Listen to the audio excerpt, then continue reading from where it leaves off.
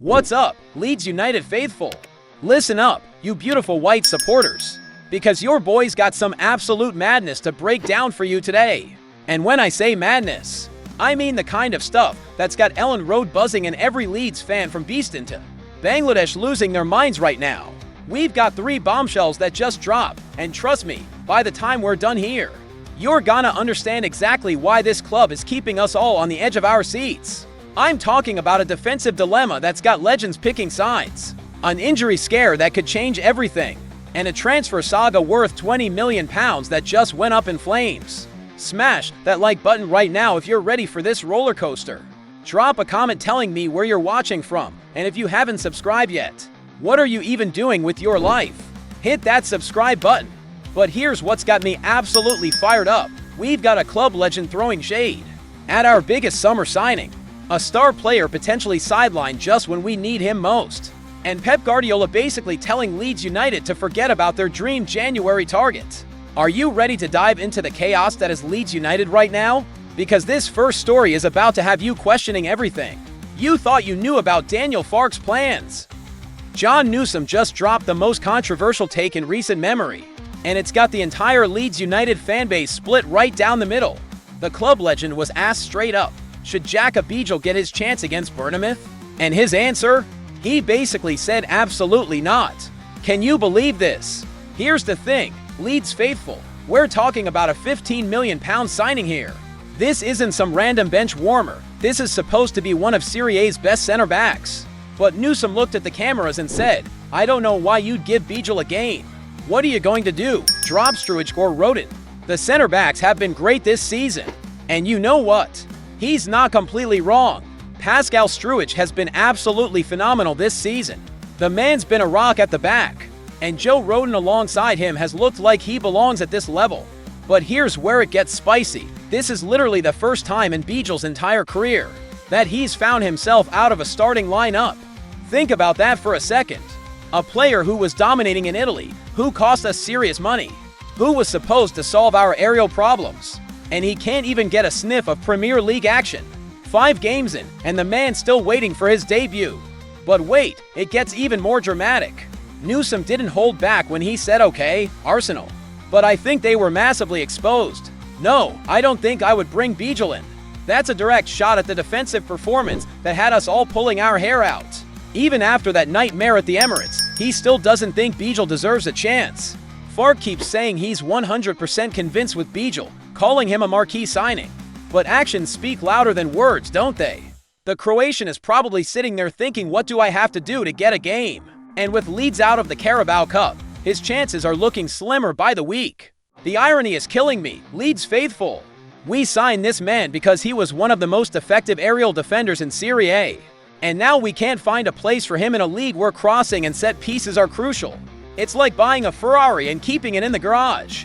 But hold on to your scarves, because this defensive drama is nothing compared to what happened at Molineux. That's got every Leeds fan's heart racing. Jadon Bogle went down like he'd been shot, and the entire traveling cup held their breath as one of our most improved players limped off the pitch needing help from the medical team. This is the guy who went from Sheffield United reject to absolutely crucial Leeds United player. The man who silenced every doubter who said he wasn't good enough for the Premier League. Remember all those preseason discussions? Can Bogle handle the step up? Is he Premier League quality? Well, he answered those questions with authority. You should have seen the faces in their way in when Bogle hit the deck in the 83rd minute. The same fans who weren't sure about him at the start of the season were suddenly praying he'd be okay. That's what happens when a player wins you over completely. They become family. But here's the thing that's got me really worried. The way he went down. The way he needed assistance from the medical team. It didn't look like a simple knock. This looked serious. And the timing couldn't be worse with Bournemouth coming to Elland Road and Tottenham after that. Enter James Justin. The former England international who came on to replace Bogle might have just been handed the golden opportunity he's been waiting for. One man's misfortune could be another man's breakthrough moment. And that's the harsh reality of football. Justin's got serious Premier League pedigree, 36 games for Leicester last season. Consistently available, knows what it takes at this level. But here's what's fascinating about the numbers. While Bogle dominated in the championship, With 6 goals and 4 assists, Justin managed the goals and 2 assists in the Premier League. That's quality right there. The defensive stats tell an interesting story too. Justin averages more interceptions per game and fewer tackles, which suggests a more intelligent, positional style of defending. Maybe that's exactly what we need against the pace and trickery of Premier League wingers. Micah Richards has been singing Justin's praises, and you know what? Maybe this injury scare is the universe giving us a chance to see what we've really got. Sometimes the best discoveries happen when you're forced to adapt. But there's something else brewing behind the scenes that's got me even more worked up. And it involves one of the most sought-after young talents in England. £20 million. That's how much Manchester City want for Nico O'Reilly. And guess what? Pep Guardiola just slammed the door in our faces harder than Bielsa's high press. Leeds United faithful, this one stings like a bad tackle from behind.